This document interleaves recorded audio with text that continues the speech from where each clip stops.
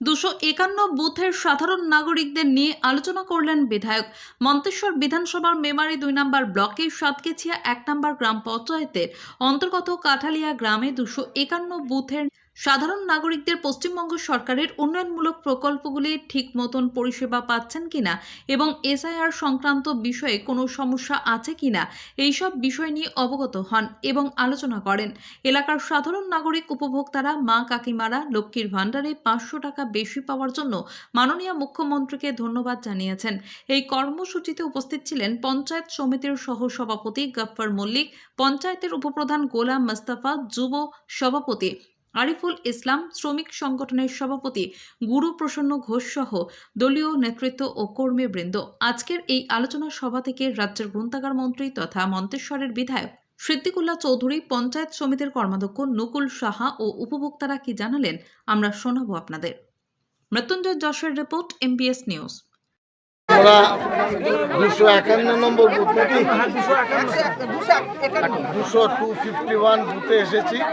এটা সাতগেছিয়া 1 পঞ্চায়েত, গ্রামের নাম হলো কাঠালিয়া, যেখানে পুরুষ মহিলা মিলে প্রায় 250-300 ব্যক্তি এসেছেন এবং সরকারের যে পরিষেবা ঠিকঠাক পাচ্ছেন কি না সেটা দেখা এবং কোনোভাবে যদি যোগাযোগ বিচ্ছিন্ন হয়ে থাকে সেটা বুঝিয়ে দেওয়া।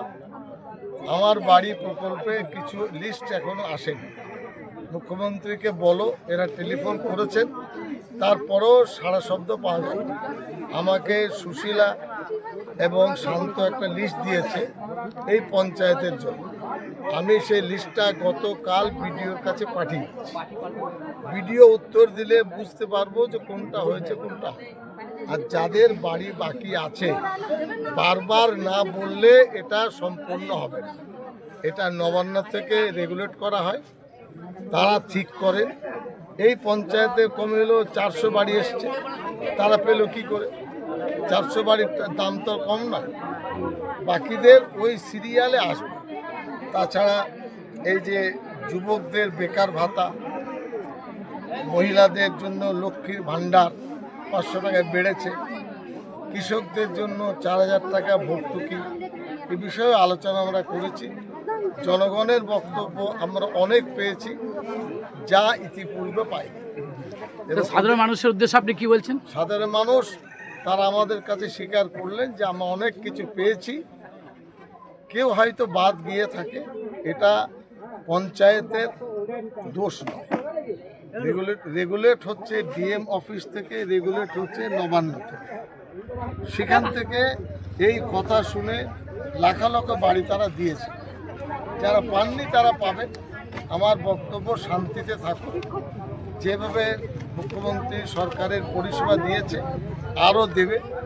আসন্ন নির্বাচনে আপনারা দলীয় প্রার্থীদেরকে ভোট দেবেন, এটা হলো আমাদের অনুরোধ। যে সুযোগ পেয়েছেন সেটা আগে বলুন যে এতটা পেয়েছি, একটা পাননি 9টা পেয়েছে, বলুন যে 9টা পেয়েছি, একটা আমি পাব, তাহলে রাস্তাটা খুলবে।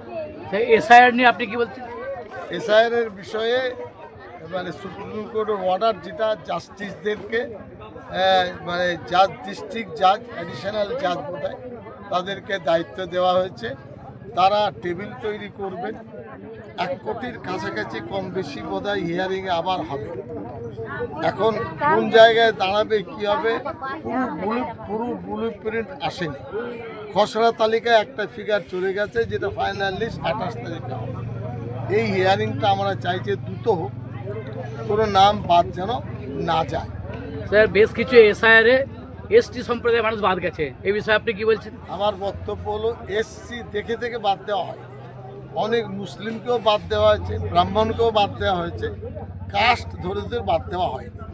যারা ইআরও কাজ করেছে, বিএলও কাজ করেছে, এইআরও কাজ করেছে, তারপরে মাইক্রো অবজারভার কাজ করেছে, 5-7টা মাথা কাজ করেছে, কিভাবে বাদ গেল সেটা আমাদের কাছে চিন্তা। আমাদের দাবি যে কারোর নাম জেনুইনভাবে বাদ যাতে না যায়, এটা হলো মূল লক্ষ্য। সবাই সচেতন হবে।